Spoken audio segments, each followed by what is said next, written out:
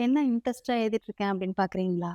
ஒண்ணுமே இல்ல. ஒரு ஒரு குட்டி கிராமர் போர்ஷன் தான். என்னன்னா, இந்த சிங்குலர் நவுன், ப்ளூரல் நவுன் அப்படின்னு நம்ம சொல்வோம்ல. ஒருமை, பன்மை.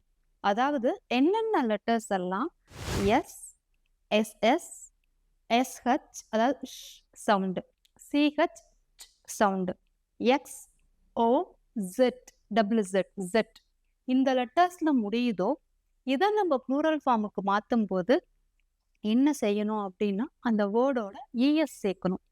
இப்போ அதுக்கு ப்ரூஃப் பார்த்துடலாமா? இப்போ பாருங்க, பஸ் எஸ்ல முடியுதா? பஸ்ஸஸ் இஎஸ் சேர்க்கிறோம். அடுத்து பாருங்க டபுள் எஸ், கிளாஸ் டபுள் எஸ்ல முடியுதா? E S, classes. அடுத்து S H ish sound, dish, dishes. அடுத்து சிஹெச் இச் சவுண்டு. இப்போ பாருங்க பெஞ்ச், பெஞ்சஸ். அடுத்து பாருங்க ஓல பாருங்க, பொட்டேட்டோ, பொட்டேட்டோஸ் இஎஸ். அடுத்து பாருங்க எக்ஸ், ஃபாக்ஸ், ஃபாக்ஸஸ். அடுத்து பாருங்க jet, double jet, fish, fishes. இப்போ பார்த்துட்டிங்களா?